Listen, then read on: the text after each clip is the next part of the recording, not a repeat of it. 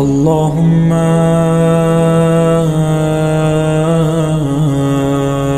كل ولي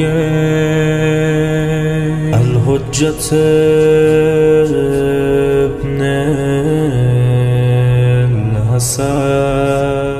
مہدویت کا توڑ مہدویت سے پیش کیا گیا. مہدویت یعنی نظریہ حرکت، نظریہ قیام، نظریہ شورش. مہدویت یعنی نظریہ انقلاب، اور وہ بھی ہر نسل اور ہر قوم اور ہر زمانے کے لیے، نہ ایک آدھ نسل کے لیے، ہر زمانے اور ہر نسل کے لیے نظریہ انقلاب کا نام مہدویت ہے. لیکن اسی مہدویت سے امت کے جمود و سکوت کا مواد تیار کیا گیا، انجیکشن، کہ مہدویت کا انجیکشن لگا دو، انقلابی قوم بھی ٹھنڈی ہو کر بیٹھ جائے گی. یہ کون سا نظریہ تھا؟ یہ نظریہ جو ایران میں انجمن حجتیہ کے نام سے متعارف ہوا انقلاب سے پہلے. انجمن حجتیہ، قم میں ایک مدرسہ حجتیہ ہے، اس کے ساتھ نہیں اس کو مخلوط کرنا، وہ الگ ہے. مدرسہ حجتیہ اور انجمن حجتیہ الگ ہے. مدرسہ حجتیہ آیت اللہ حجت کو کمری کے نام سے مشہور ہے، انہوں نے چونکہ بنایا تھا اس لیے حجتیہ ہو گیا. انجمن حجتیہ کچھ لوگوں نے بنائی تھی، ایک انجمن سوسائٹی، یہ نظریہ مہدویت کو تحریف اور مسخ کرنے کے لیے. یہ الگ انجمن ہے. یہ انجمن ابھی شاخیں اپنی بڑھا رہی ہے، اور پاکستان میں زور شور سے اس کا سسٹم پھیل رہا ہے بہت منظم طریقے سے.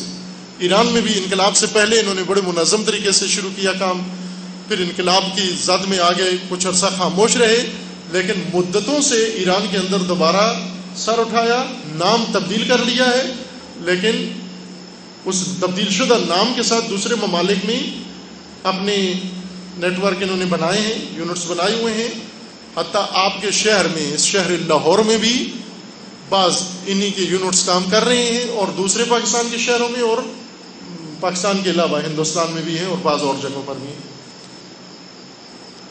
شیخ محمود حلبی کے نام سے شیخ محمود ذاکر زادہ ایک مقدس مآب عالم تھا، جس نے اس نظریے کی بنیاد رکھی، اور پھر اس کے پیروکار بڑی پذیرائی ہوئی اس کو.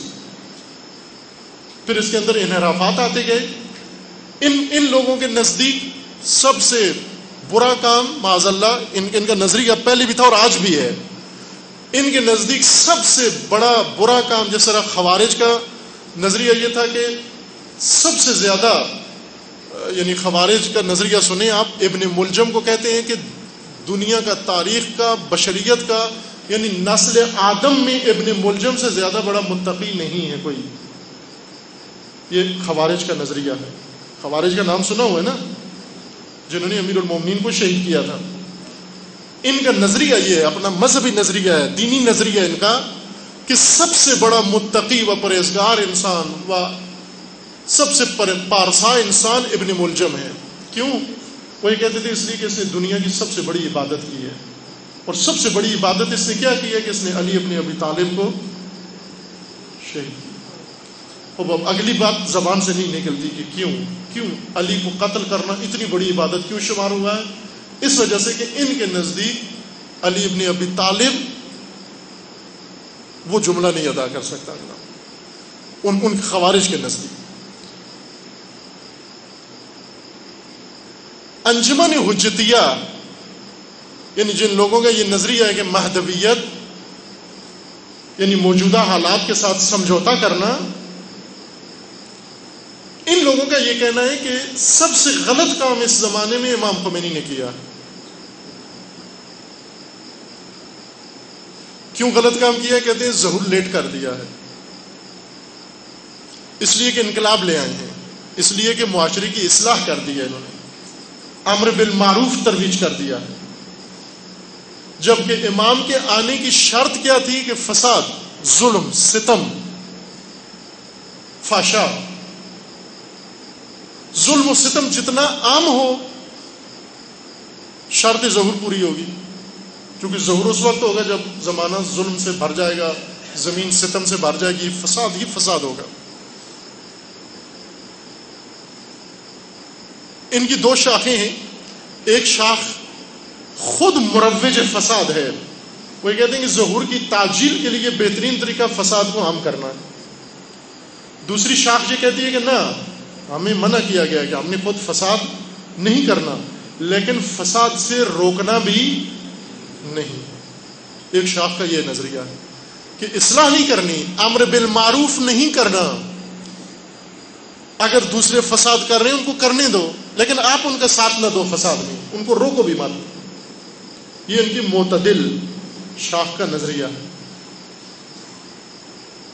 ان کے نزدیک امام خمینی نے چونکہ اصلاح کی، امر بالمعروف کیا، موجودہ حالت کی غلط روش کو بدل دیا، ظہور لیٹ ہو گیا ہے۔ اپنی نجی محفلوں میں امام کو بڑے سخت الفاظ میں یاد کرتے ہیں۔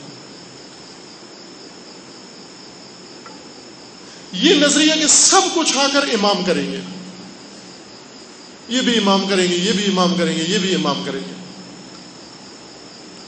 وہ بھی یہی ہمارے ذہنوں میں بٹھایا گیا ہے کہ یہ ہمارے بس میں نہیں ہے، ہمارے اختیار میں نہیں ہے زمین بدلنا، زمانہ بدلنا، حالات بدلنا۔ مثلا آج ہم یہاں بیٹھ کر تھوڑے سے مومنین جو یہاں جمع ہیں، اگر یہ موضوع چھیڑیں کہ ہم پاکستان کے حالات بدلیں گے، پاکستان کی اصلاح کریں گے، پاکستان میں نظام الہی نافذ کرنا ہے، سب کہتے ہیں یہ انہونی بات ہے، بیوقوفوں والی بات ہے، یہ کیسے ہو سکتا ہے؟ کیوں؟ پاکستان میں اتنے مفسدین، پاکستان میں اتنے فرقے، پاکستان میں اتنی یہ، پاکستان میں اتنا وہ، اس پاکستان میں آپ اصلاح کی بات کرتے ہیں، یہ کیسے ہو سکتا ہے؟ وہ پاکستان نہیں بدل سکتا؟ کہتے ہیں نہیں، کون بدلے گا؟ امام آئیں گے خود ہی بدلیں گے۔ عزیزان، پاکستان میں اگر فرقہ واریت پھیلائی جا سکتی ہے انسانوں کے ہاتھوں، شیاطین کے ہاتھوں، تو نیک پاک صاف لوگوں کے ہاتھوں یہ فرقہ واریت ختم بھی ہو سکتی ہے۔ پاکستان میں کی تباہی میں کسی امام کا ہاتھ نہیں ہے، عام لوگوں کا ہاتھ ہے، ان فاسد لوگوں کا ہاتھ ہے۔ انہی پاکستانیوں کے ہاتھوں پاکستان ڈوب رہا ہے، انہی پاکستانیوں کے ہاتھوں پاکستان بچ بھی سکتا ہے۔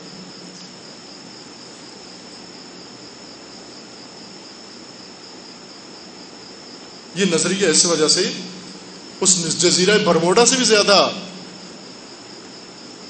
افسانوی تر ہے اور خرافاتی تر ہے، کیونکہ اس کے ذریعے سے انجیکشن بنایا گیا امت کے سکوت کا، لا تعلقی کا، خاموشی کا۔ نظریہ مہدویت یعنی امید، نظریہ امید، نظریہ کامیابی۔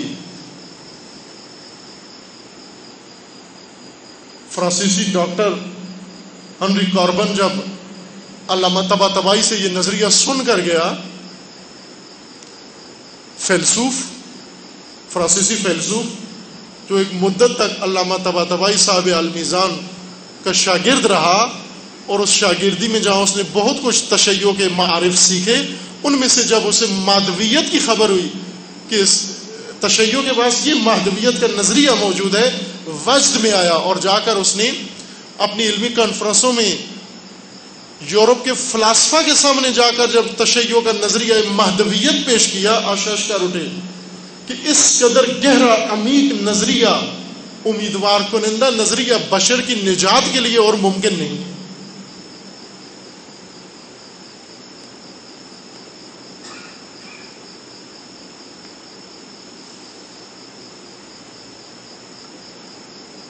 یہ زمانہ انتظار ہے جس کا نام ہم نے زمانہ غیبت رکھا ہے۔ عصر غیبت عصر انتظار ہے۔ انتظار، اگر انتظار کی تفاصیل پڑھیں، انتظار رسول اللہ سے لے کر خود امام حجت اجل اللہ تعالی فرج و شریف تک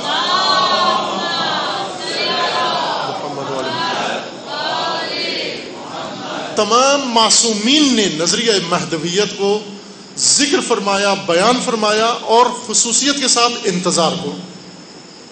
رسول اللہ فرماتے ہیں کہ سب سے افضل عبادت میری امت کی انتظار ہے، انتظار الفرج، کامیابی کے انتظار، امید، یہ سب سے بڑی عبادت ہے۔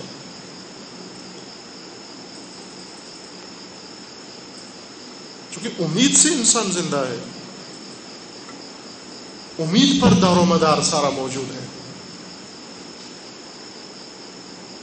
مایوسی تباہی لاتی ہے، تباہی۔